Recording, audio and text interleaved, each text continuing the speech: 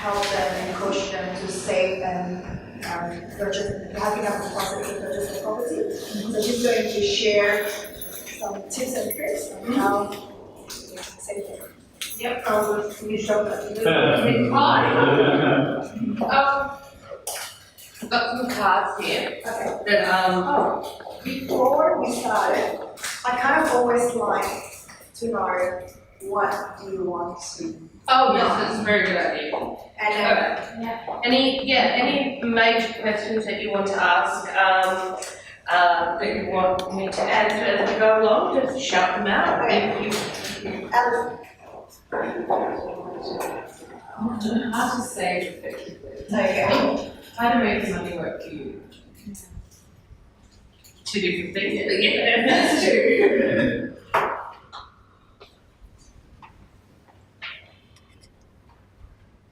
Okay. Vivian. Good effective avenues of research. So what places would you go to do some research on this? Okay. Mm-hmm. So that's probably my topic. Well, not just okay, so just research investment generally. Yeah. I think that's it in my head. Yep. I find it difficult to keep myself accountable. So, we have these great ideas and, sometimes we're disciplined and sometimes we're not. Yeah. And, what's the best way to track on that accountability to make sure that you're doing what you say you're going to do? Yeah, absolutely. So accountability, tracking yourself, staying on track. Any other? I think to follow on from that, probably like easy ways to maintain the tracking. Yeah. Because it takes time to obviously track. Yeah, I've got a bunch of things for that. Yeah, that's one of my favourite things. How we trick your own brain. Yeah. Because we're pretty crafty when you need to be. Mm-hmm. You have to spend time on tracking the small items as well. Like, how much coffee, or shall I pay attention to like the whole worth of controlling pulse from the cloud. So, do the small item counts as well, or not? Yes. That's an interesting one. For your what? Yeah, but nothing. Well, this is basically just a general tips and tips, savings or spending, and maybe just something that we actually don't realize. Oh, maybe that's a good idea that we never thought about before. So just waiting for something to climb up the bottom side. Well, I'm sure that things will pop into your heads anyway as I go along. So I think most of that I do tackle. And then anything at the end, if I haven't, I'll come back to that. And then if I haven't addressed one of those others, I'll get to that. The one site team are going to be your go-to people for researching best places to buy. They'll give you a lot of information on that, but all of your realestate.com.au, mail.com.au, if you go into the demographics pages, the information about suburbs and all that will give you lots of amazing insights in terms of if you're looking for an investment in terms of rental vacancies, things like that. I'll have a presentation. Awesome. Well, that will be helpful now. Yeah, and then the infrastructure is all the domain stuff, things like social, being close to The school, restaurant, like doesn't tell you as well the areas that might have a little bit of growth that you might be interested, whether it's in the next 6 months that they are going to put that trend line there, or in the next 5 years. So it's all mapped out. Okay. But the one thing I can say is, for sure, is that in terms of wealth creation, the best way to get the leap forward ahead of everybody else is you make your money in the buying of your investment. It's not in the selling. Okay, because if you're just sticking with market forces, you're playing a market game. Okay, you need to look for every possible avenue you can to actually get ahead of everyone else. That's it. Yeah. Otherwise, you're just doing the same treadmill stuff over and over again. And who wants to be working when they're 55, 65, 75? It's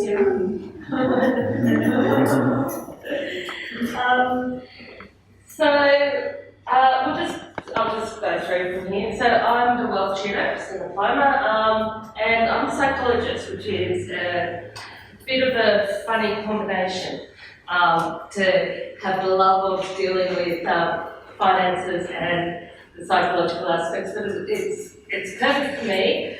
I can see how the two are really heavily intertwined and how it really does impact our ability to go forward. Also, what it really does impact on is how we process the information that we are being told by so-called financial experts. They're telling you information in the language that they understand, not in the language that you understand. So that's why we often feel like these so-called financial experts talk down to us, treat us like imbeciles, don't understand why we're having trouble. It's just they're talking in a different language. That's it. And you can basically, hopefully after a bit of this, you can tell them to go where they need to go. But yeah, so I break it down, talk about things in plain English, make it easy to understand so you can actually follow it. How I got into this was through that university course. I wasn't entitled, when I got there I realised I wasn't entitled to HEPS, the equivalent in Cardiff. I had no parental financial support and minimum wage didn't exist in that country. I was working in the pub 40 hours per week, earning £1.14 an hour and trying to study full time. So that didn't even pay for my accommodation costs, let alone uni books, all of that. By the time I got to the end of my second year of that degree, I was in £30,000 debt to the bank and 19% interest. There was no way I could borrow any more to finish my degree. So the choice was either quit or work out some way, come hell or high water, to be able to pay some of that back and continue studying full time. So I took out a year out and I worked for a year. I volunteered during the day, which I know it sounds a bit stupid, but that I was volunteering in psychology in the field. And then I taught English at night to kids in Portugal. I'm half Portuguese. I paid back every penny. 24 hours, the last payment went through 24 hours before I was due to appear in court. Again, I got the letter just before, I don't know how it happened anyway. So I managed to call them, they managed to cancel it, blah, blah, blah. It was all good. But that meant I had the ability to draw another £30,000 in debt to do my final year of uni. I decided to take the risk because I didn't want to work in my final year and I really wanted to bump up my grades. So basically, I was doing everything I can to achieve the ultimate goal of finishing university. So I did that. And then I applied the same strategies that I used to pay it back the first time to do it again.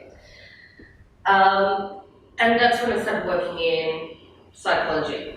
So I worked with domestic violence, child protection, and finally when I came back to Australia in refugee settlement. Yes, personal experience. So when I basically paid that off again, I decided, oh, I've got all this extra money. What can I do with it? So I started to really Invest, firstly to achieve certain goals. So I wanted to travel overland across Africa, so I did. And when I got here, I was like, oh, I want to buy a property in Bondi Beach. So I did. And I was like, oh, I want to get an investment property. Oh, I did. And then it was, oh, I want to open up my own business because all my friends and family keep telling me to teach other people this. So I did. So yeah, basically, 10 years from being in that debt to the bank at 19% interest, I had a property portfolio of 1.5 million with over half of it paid off. Pretty good. How did I do it? Well, the property, I didn't have to borrow 1.5 in the first place because the property's increased in value.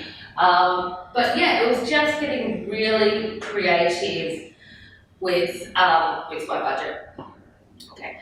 When I was in Strife, this is when I came up with the idea of you need to have a sanity saver in your budget. Now, sanity savers are the things where you get a much higher emotional return for the dollar value that you spend. You might not even spend any money on it, but the emotional return is vital. These things you need to keep in your budget, albeit at a reduced level. Stuff what everyone else thinks is a sanity saver, because everybody is individual. Between partners, you will both be individual. Okay? So a lot of the time it's about accepting, okay, I can't pass judgment on that, that's their sanity saver, and they can spend up to this amount on that. So those things do not take out of your budget, because all you're going to end up doing is tearing your hair out and calling yourself all sorts of names. Okay? The other thing is that we need to, we need to maximise our savings to the cent. So when I'm talking about money here, I'm always talking about to the cent. Never round up to dollars or round figures, because you're just going to get, like, the cents really do add up to a lot over the course of a year, and by the time you do that 10 years down the track, that just turns out to be an absolute bucket load. So every cent, if you mind the pennies, the dollars look after themselves, as they say. So I just want to do a quick check. How is your money management skills? Do you all know exactly where your money goes? No. Exactly, like 2% where all of your money goes. But most people don't. That's okay. Even people that think they do, they don't. Every single person that comes to me, really, they don't. Every single person that comes to me, what they think their budget is nothing like their real budget. Okay? Do you have a savings plan? Is it a bit airy-fairy? Yeah. So I put that in the somewhat category. No, we need to get to the cent. So we need to revise it every payday. I know it sounds like a lot of work, but it isn't. Do you pay a credit card bill in full every month? Yay! Do you stick to a budget? There are some easy ways to get around it. Do you have emergency money set aside? Yes. Yeah. Mm-hmm. So that's a vital thing. We'll get to that in a bit. Do you have short, medium, and long-term financial goals? Okay. Set yourself goals, because it's so much fun when you achieve them. It really is. Do you know how much superannuation you have? Yeah. Yeah? Good. Do you know how much money you need to retire? Okay. Well, it varies. It varies from both organisations as well. I personally, I don't need a lot. I do like to travel, but I don't need a lot for my day-to-day stuff. I'm pretty easy. Are you aware of all the extra fees and stuff that you pay on all your investments?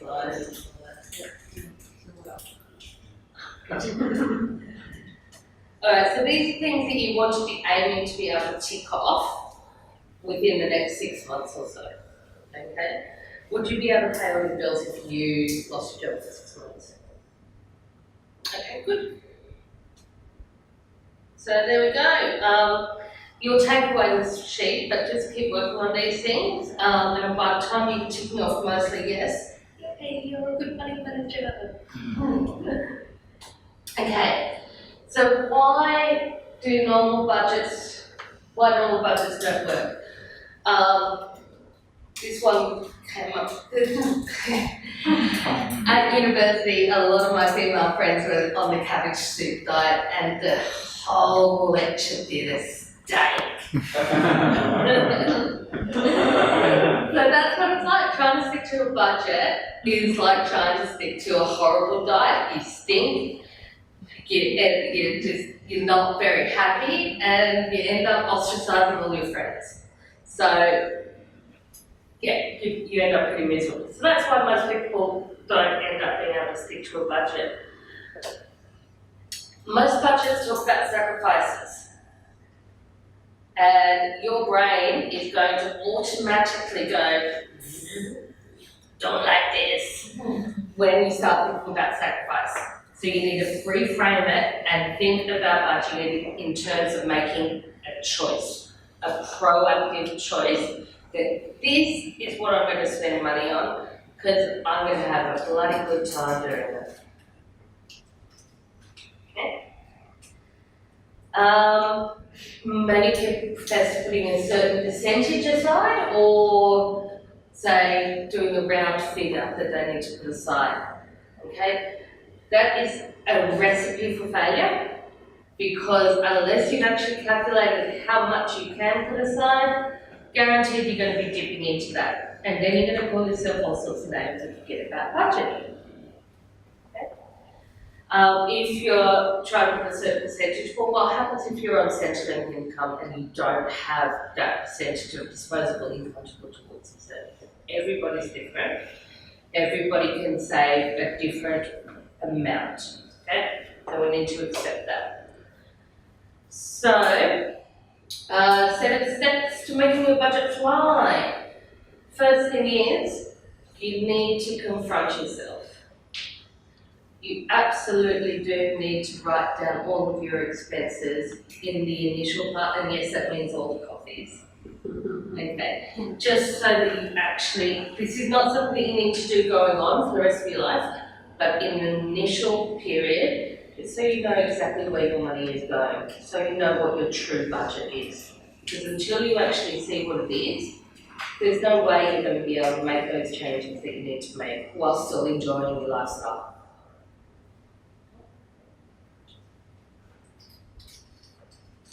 So guaranteed you're going to come across some things that you go, when you times it by how much you would spend in a year or this or that. Just suck it up, learn to forgive yourself. You're going to trip up in the future, that is going to happen. But like with going to the gym, like with dieting, stuff up one day, get back up the next. Just keep going. Don't wait till the next pay cycle. Don't wait until, okay, next year, New Year's resolution. No. Every day, you just keep doing it. Next step is, this is where the whole psychology comes in, the sanity savers versus the just desirables.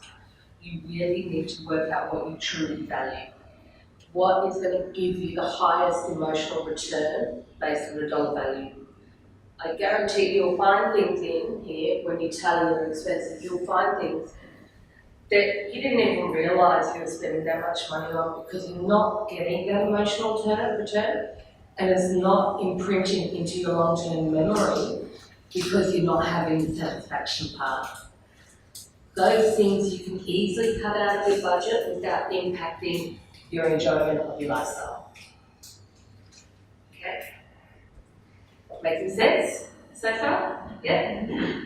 And as I said, everybody values different things differently. So, you know, you'll hear Koshi on sunrise, saying you shouldn't spend money on this or that. That's according to his value set. Stuff that. What do you value? Then we get to make a budget. This is where we get to choose where we spend our money on. Okay, so you might be like, for example, I'm big into my music. We were talking about this before, jazz and blues. I love it. So I focus a certain amount of my annual expenditure on that. And I have an awesome time. I love it. And yay, life is happy. So the other thing is, if you are in bad debt, credit card debt, or that kind of debt, get out fast as you possibly can. There's just no point. You're basically, it sounds ludicrous to me, I don't know if it sounds ludicrous to other people. A mortgage is the only kind of debt that you really cannot save up for in advance to pay outright in cash. It's very, very difficult. There are very few people in the world who will ever have the resources to do that. So fine, you need debt for that. That's fine. But for a car or stuff you purchase on a credit card, if you don't have the money in the first place, you shouldn't be buying it, because essentially what you're doing is you're paying people fees and interest in order to pay them even more. To me, it sounds a bit ludicrous. It's like, well, you know, it's like I'm paying for the privilege for paying. It's compounding, and it's just too much. So just get out of that bad debt, get out fast, and then, you know, certain things you can save up for a car, for example, repurchasing a car or something like that. Those things we can build into your budget. Can I ask there, what do you think about HEX debt then? Oh, I hate that. There's no way you're going to have that money in advance when you're that age. I mean, I think there's no way. Huh? As your life moves on and you start to earn a little bit of money, would you recommend paying it off in advance and just keep letting it take this sizable chunk of income? Well, it depends. With everything like that, it depends on what are you paying fees. What are the interest rates you pay? You do interest rates now. Yeah, but is it a high amount of interest rate, or would you be better off putting that money towards a credit card, which is say 20%? I mean, I owed my equivalent of HEX at 19%, so that had to be a priority. But with every other debt, you're going to have to prioritise based on fees and interest rates and all of those things. Personally, if you've got a little bit left and you're not looking to buy a property anytime soon, I would get that out of the way, just so it's gone. But if you're on the verge of buying property, then I would push for the property. It's a balancing act. We do the calculation for you as well. If people have tax debts, whether it's better, because obviously with tax debt, you can borrow less with the bank. You understand that's your liability and be able to advise whether it's better to pay off or just hold it. Exactly, there we go. Yeah, I just deal with the emotional side of it, they deal with the actual. Could I just ask one question about what you consider bad debt as well? So, you know, I drive a lot for work, so I often have car loans. Yeah. So, do I claim 90% of that interest back on tax? So, You're only paying 10% of the interest. yeah, and I mean, just what are your thoughts on that generally? Is it better to just pay that off and then not have the tax deduction, or? No, the tax deduction is a good thing. What you need to do is weigh up, would the tax deduction basically with what you get off your tax rebate actually will it outweigh the costs essentially. Yeah. So everything's a bit of a calculation in that sense. If, for example, you use a car for work, but you're not claiming it, you're not claiming the finance on it, then what I would be doing is I'd be saving up in advance and what you consider the car out. Yeah, sure. Yeah. Because we work to look at the option of reinstating these funds. Perhaps, but I've never really wanted to sort of go down that path. It seems very committal.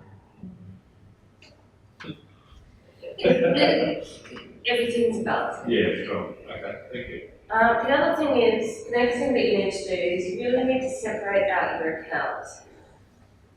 Okay, don't have everything running through the one account. It's a recipe for disaster.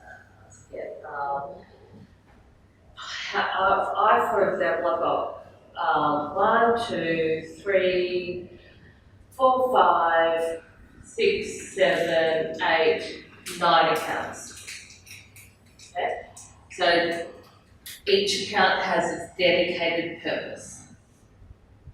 I wouldn't say you need to go and open up a whole bunch of accounts, but make sure whatever is a variable and cash spend is not allowed to be intertwined with what is, say, your mortgage payments or anything that is absolutely, very, very vital. So those things, you want to have your bills, your regular bills, for example, your monthly bills and one other bills coming out of one account. Okay, so you can, every time you get paid, you put a certain amount into there, 2%, always 2%, and you set and forget as such. Non-regular bills, so your yearly car maintenance, all of that kind of stuff, I tend to have in a longer term savings account, like usually just an online savings account where I just put a certain amount every month that needs to go there to make sure when it comes January or October time, it's time to pay that, the full money's in there. Okay. Would you go out of your, I wouldn't say out of the money, but would you actually choose a bank that offers you the highest interest rates and multiply different accounts across different institutions?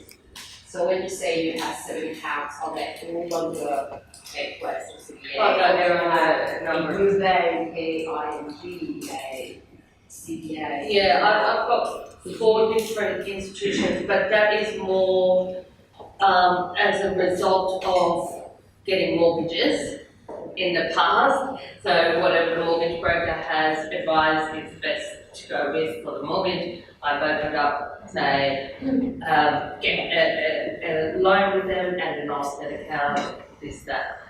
So that's not my area of expertise. I would look at that, but to be honest, once you've bought property, you'll be wanting to put as much money in your offset as possible.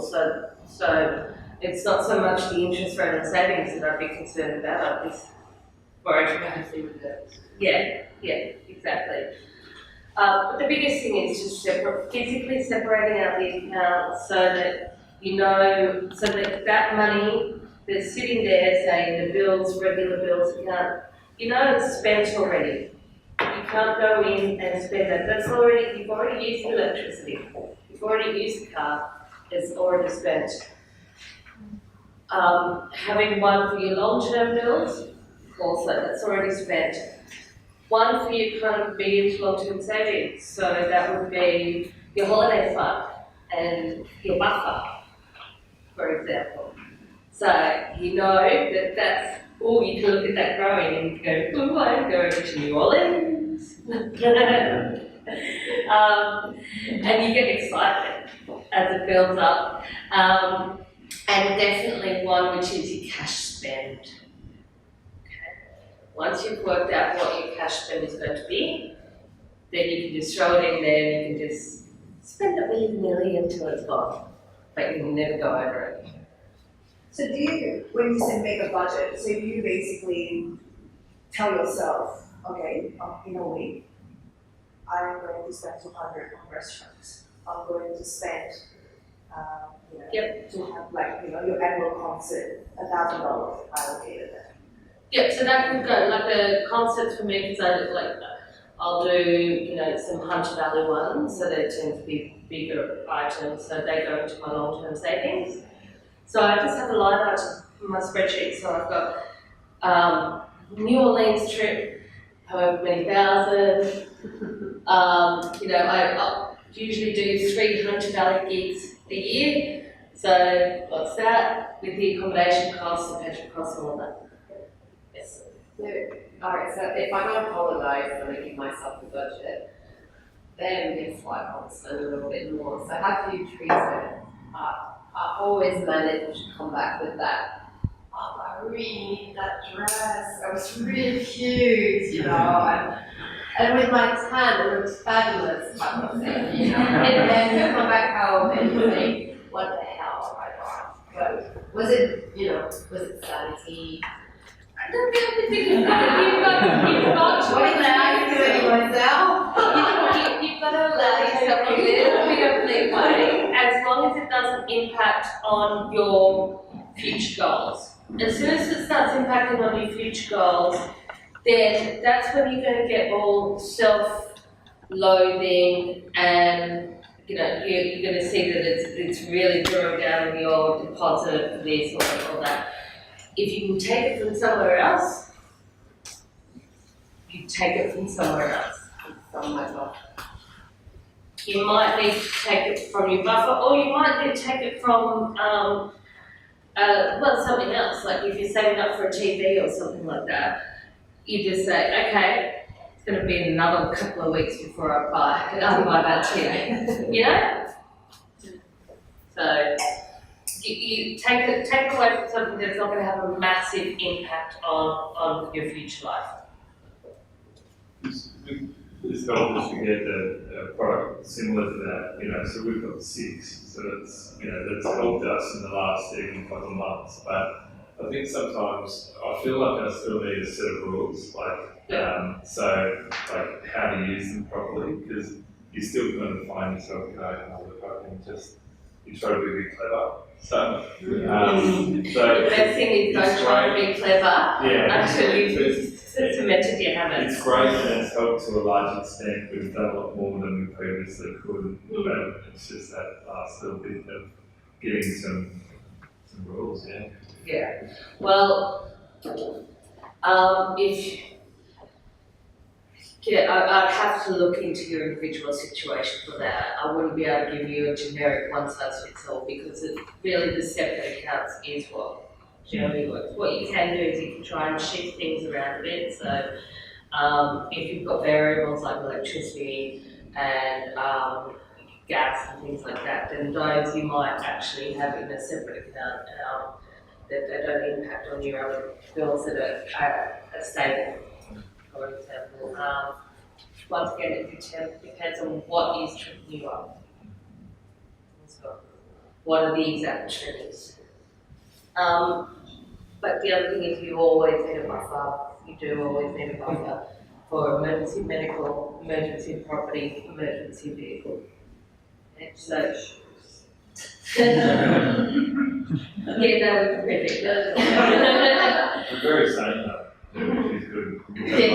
Let us know these savers. But I personally, I tend to do about 3,000 per physical body. So if that physical body is a house, $3,000 per year. If that physical body is me, $3,000 per year. Vehicle, $3,000. If something does go wrong, that's quite a lot, you can generally absorb it within that amount. So one year I had $8,000 worth of medical expenses over and above my private health. but because I had a $9,000 buffer, and I didn't need to spend any on the car or property, that was when I had to one property. Then, it was absorbed in that buffer. It was fine. So it didn't impact on my long-term goals at all. Just had to build up the buffer again, and once I reached that amount, then all the additional money went into savings. That's when you can start to have fun. So this is when you've actually worked out exactly what you can achieve, what is physically possible to achieve without destroying your life. Then you can start to set some realistic goals. It's really important that they are realistic, because if they want to be a stretch, but if they are way beyond your means, once again, you are setting yourself up for failure, and you're setting yourself up for self-loathing and never being able to achieve those dreams.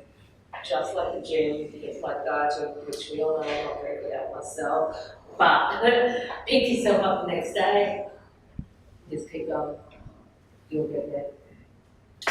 So once you've done that, and I've got a budget planner, by the way, that's it's very intuitive, it's really easy to use it.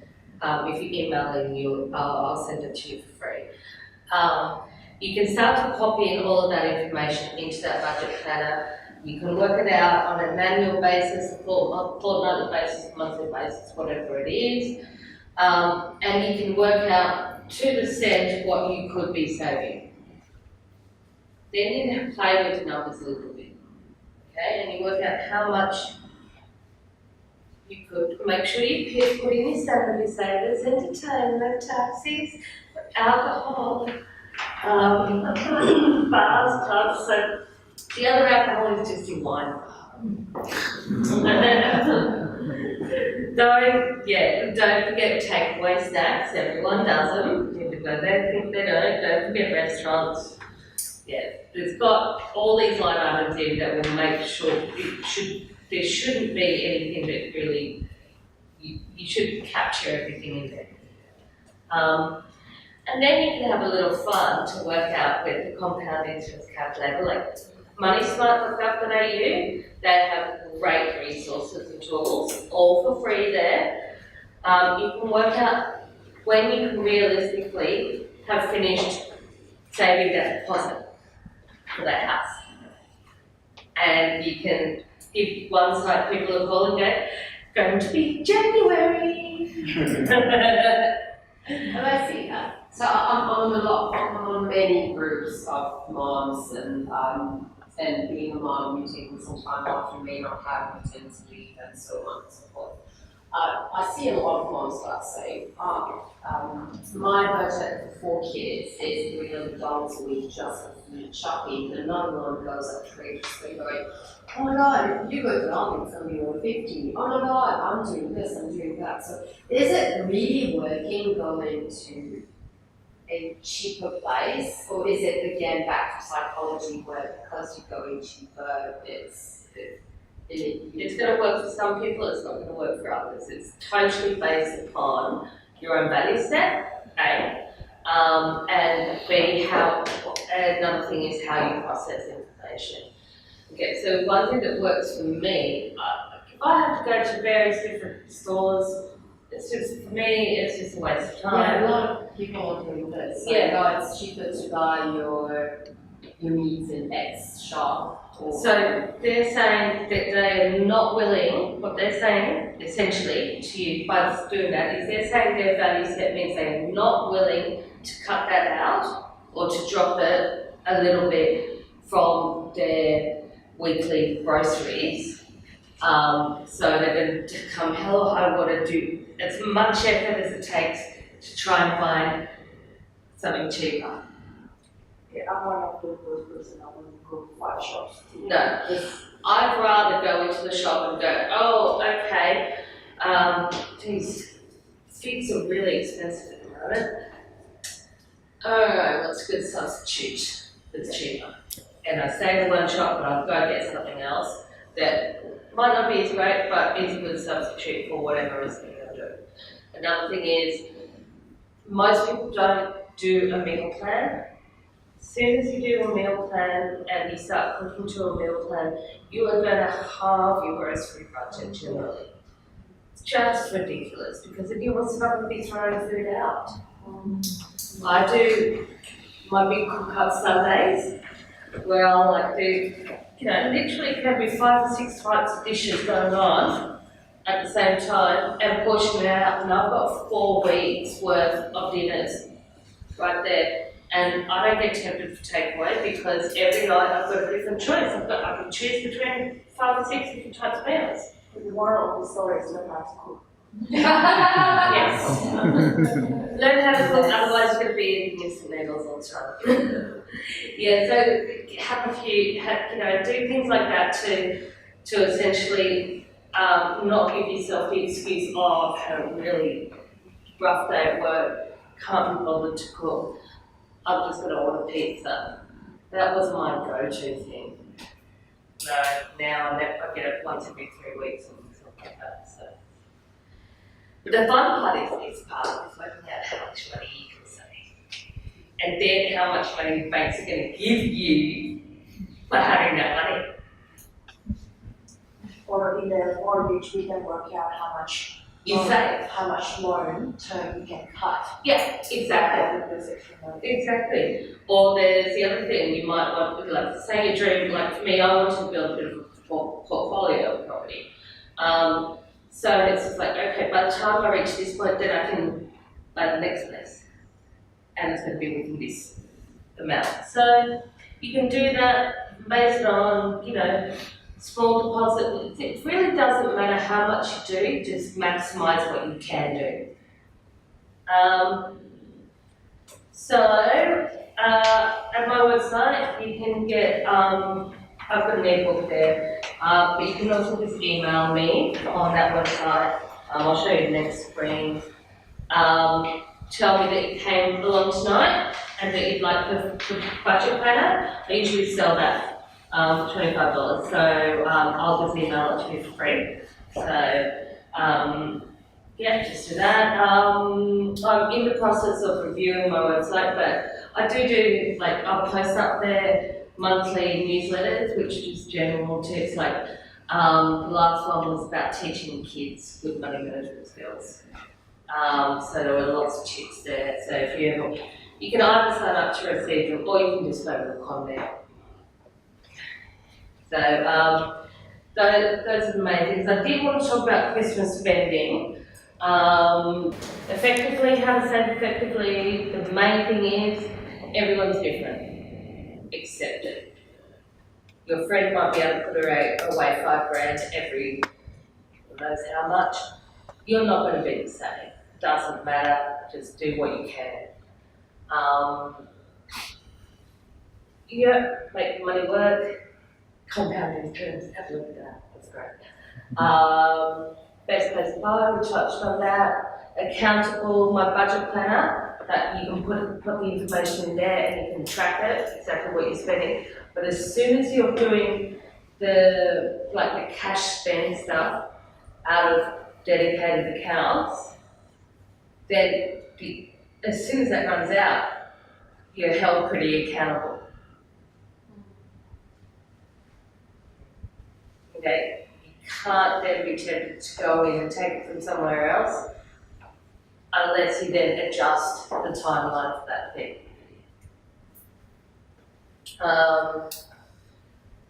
Tracking the budget, the budget planner does that for you.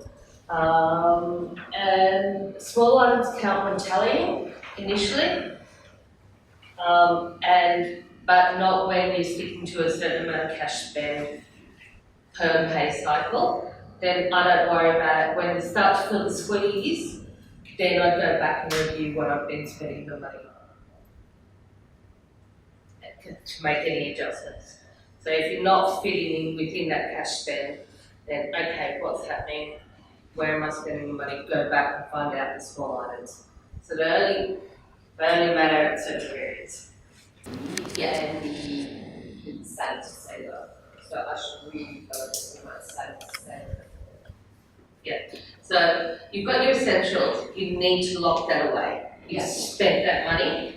It may be sitting in your account, but you've already spent it. You spent it ages ago. The next is your sanity savings. So focus on those first. Work out when in the month you're going to have them and you get paid on a monthly time frame. So, I'm or gonna write it down. So our homework when we get home is to basically list our expenses to every single thing, right? Yeah. Every single thing. So we know which bucket we go. Yeah. And then we work out our what it was, sanity. So to savers and. well, first we do the essentials. The Okay. essentials first, because you know you can only spend money on desirables and sanity savings each month. Yeah. So essentials, that things that we have to spend. Yeah. Yeah, okay. And And then sanity savers. Is that plural? It is. So, Savers. and how you determine, like, for example, the takeaway is a really good example. So,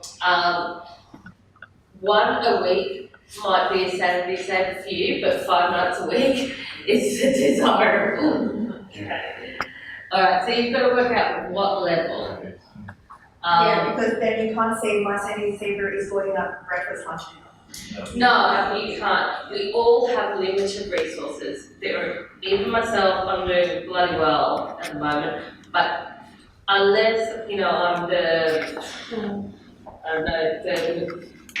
Mugabe's children, I don't have unlimited resources. Everyone has, you've got to accept that. You've got to accept bicycle or maybe so yeah, you've just got to accept that you're not going to be able to afford everything you want in life. So, what's most important to you? And the same goes with desirables and sanity savings. You're not going to be able to afford it all. Yeah. I can't afford to go to these. But okay, so the sanity saver we have to choose. Yeah. Okay. And it has to be within that amount from your income. And But how what is the person? no percentage. Nothing. You can't. No. Alright. That's Everyone's different.